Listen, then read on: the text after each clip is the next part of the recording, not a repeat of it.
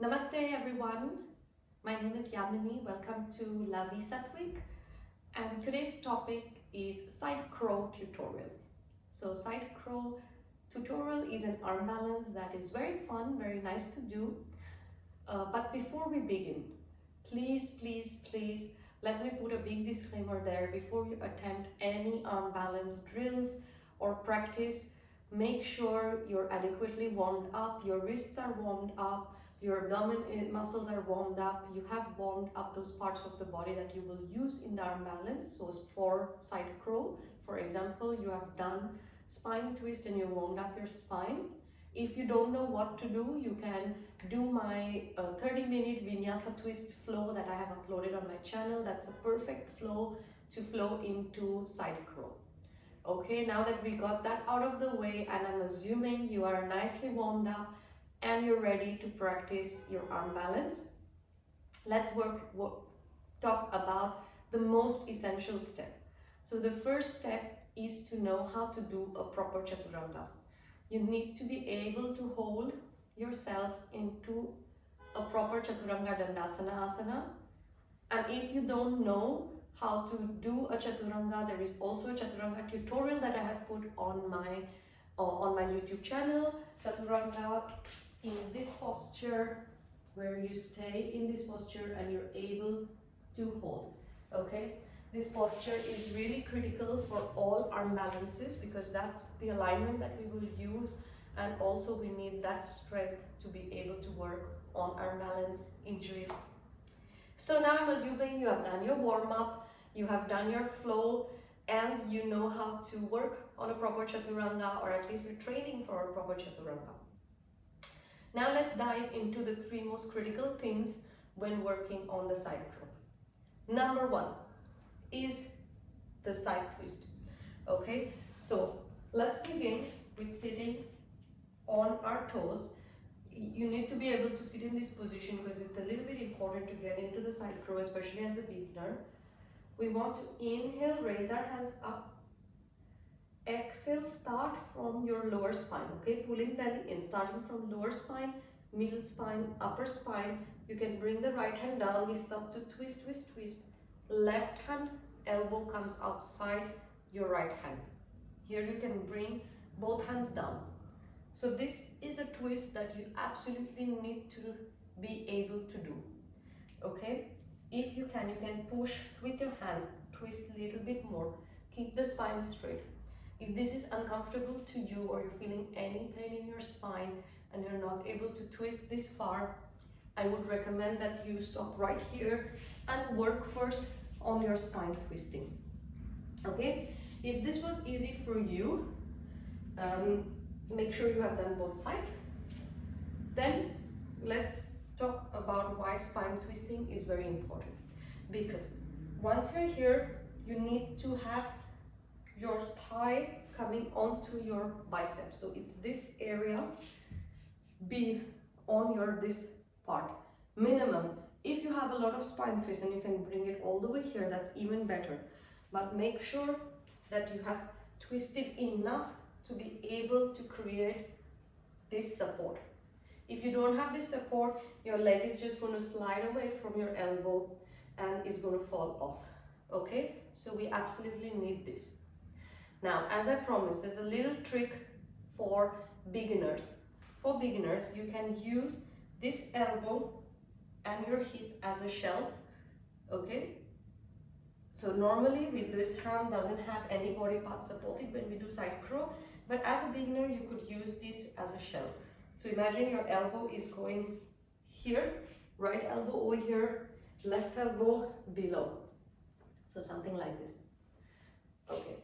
So that's the spine twisting, okay? I would recommend you can pause the video, maybe practice it on both sides. That was number one. Very, very critical for side crow.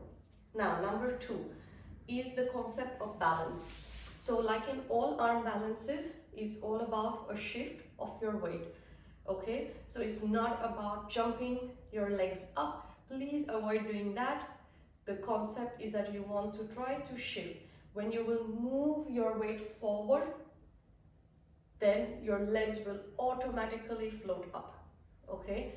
In order order to get this balance, in order to move forward, we need to keep the shoulders engaged. You need to work with the scapula and you need to look forward. If you're looking down in your side crow, you're going to fall here, your legs are not going to come up. So look forward, think that you're shifting your weight forward and your legs will automatically slide up. Okay? So you had step 1 where you got a really nice spine twist. Step 2, you placed your hands, fingers spread, chaturanga style, shoulder distance, always the same. Then you started to look forward. Okay, you released your legs from behind you, bring them slightly here, and then you started to shift your legs for your weight forward, looking forward. Legs automatically come up. Okay, so that was number 2. Make sure your arms are always shoulder distance, like in chaturanga, fingers spread.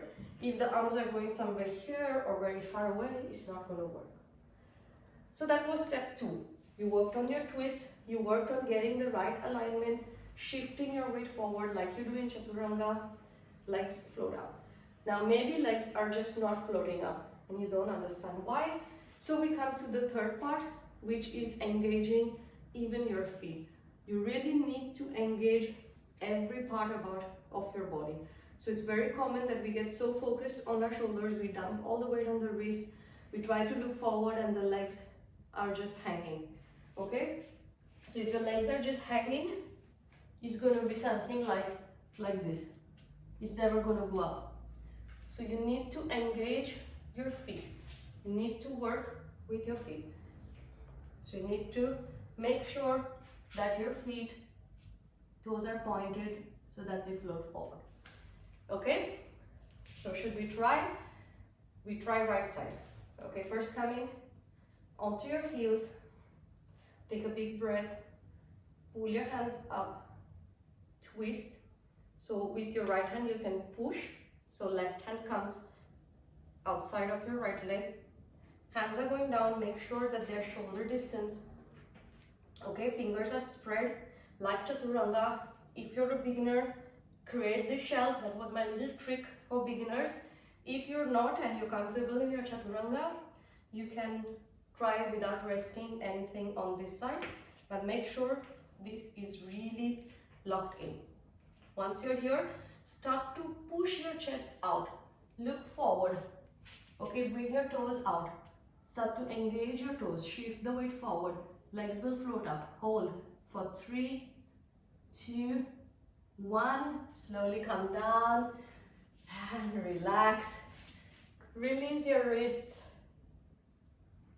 Okay, just try to relax, release the wrist. Take a few circles. And hopefully you didn't face plant. Hopefully that went well for you. If it didn't, let me know what was the issue. Okay, but we always have to try the other side. So let's begin. This time we sit this way or whichever way you want. Hands go up, oops. And we twist to the opposite side wherever you twisted. So make sure again, step 1, always the twist is very important. You need to twist maximum. That's why make sure you do the flow. Hands are shoulder distance. Okay, so if your hands are here, you can see they're not in line with the mat. Look there, don't look here. Okay, hands are shoulder distance. Chaturanga hands, fingers are spread. Release your toes. Look forward, chest goes forward. Slowly, feet will float up. Engage the feet. Hold. 3, 2, 1. Smile, relax, come down. And relax your wrist. Okay, so how did that go for you? Let me know. And I hope that was good for you. I hope you remembered the 3 points.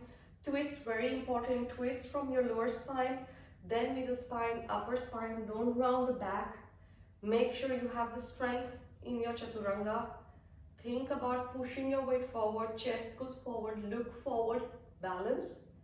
And last one, engage also your feet so that your feet just beautifully float up. Okay, the goal is to go slow and smoothly And thank you so much for this short tutorial. Bye.